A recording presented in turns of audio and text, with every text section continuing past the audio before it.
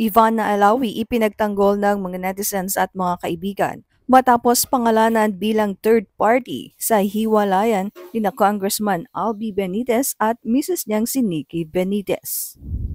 Hanggang ngayon nga ay mainit pa rin pinag-uusapan sa social media ang pagkakadawit sa pangalan ng actress-vlogger na si Ivana Alawi sa reklamong isinampa ni Dominic o Nikki Benitez laban sa asawa niyang si Alberto o mas kilala bilang si Albi Benitez.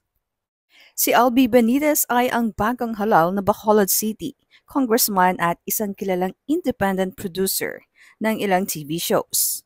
Mabilis ngang kumalat online ang sworn complaint affidavit ni Nikki kung saan inaakusahan niya dito si Albi ng infidelity o pakikiapid.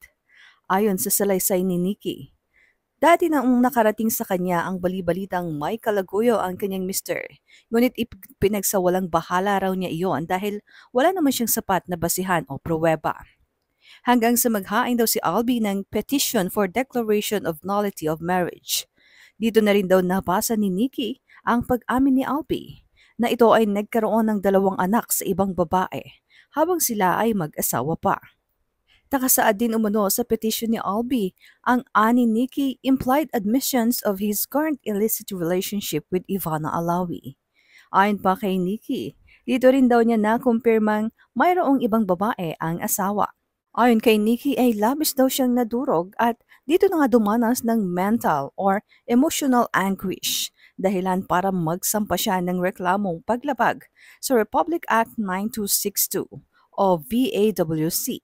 Matatandaan namang February 2024 nang unang maugnay sa isa't isa sina Ivana Alawi at Albi na dating Bacolod Mayor. Ito ay matapos silang makitang magkasama sa isang airport sa Japan. Ngunit mabilis namang itong itinanggi ni Ivana nang maglabas siya ng official statement sa kanyang Facebook account noong February 10, 2024. Napilitan umano siyang magsalita dahil nadadamay na ang mga mahal niya sa buhay. Partikular na ang kanyang ina at nakababatang kapatid na si Mona. Ani Ivana, there are posts and issues involving my name. I try to stay quiet at dumedman lang dahil sa paniniwala ko na hindi ako dapat magsalita lalo kapag alam ko na wala akong ginagawang masama. But because of the false accusations and hurtful words that are being thrown to my mom and Mona, kinailangan ko nang linawin ang mga bagay. Dito na nga sa pahayag na ito ay pinagdiinan ni Ivana na wala silang espesyal na ugnayan ni Albi Benitez. Totoo raw na ma-intimidate siya, ngunit hindi ito politician kung hindi isang businessman. Iba't iba naman ang naging komento ng mga netizens, ngunit mas marami ang nagtatanggol kay Ivana. Ayon nga sa isa, kung ako kay Ivana, kung hindi totoo tong ibinibintang ng asawa ni Benitez, mag-file siya ng case kasi nasisira ang kanyang pangalan. Ayon pa sa isa, hindi mo masasabing kabit si Ivana kung walang katotohanan at hindi masasabing nangangaliwa si Mayor kung walang ebidensya ang lahat, kaya sana wag muna tayong mag-judge sa kanila. Ayon naman sa isa pang netizen, sana raw ay hindi ito totoo dahil nilulook up niya talaga si Ivana. Dagdag pa ng isa, ang tanong bakit sa dinami-dami na naging babae ng ex-husband niya, bakit ngayon pa kay Ivana Alawi pa siya nag-react? May insecurities ba siya kay Ivana? Or talagang kay Ivana lang talaga siya gigil? Katagal na panahon na pala, ba't ngayon lang siya nag-react ng ganyan?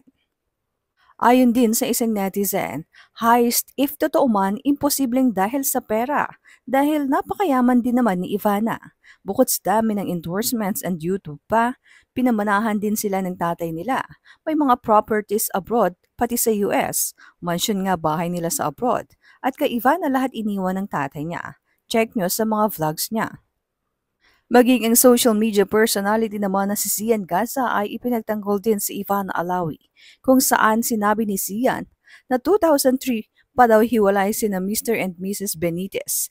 Kaya takang-taka raw siya bakit ngayong 2025 pa ito magfa-file ng kaso patungkol sa infidelity at si Ivana Alawi pa ang itinuturong third party. Gayong may iba pang babae ang kanyang asawa.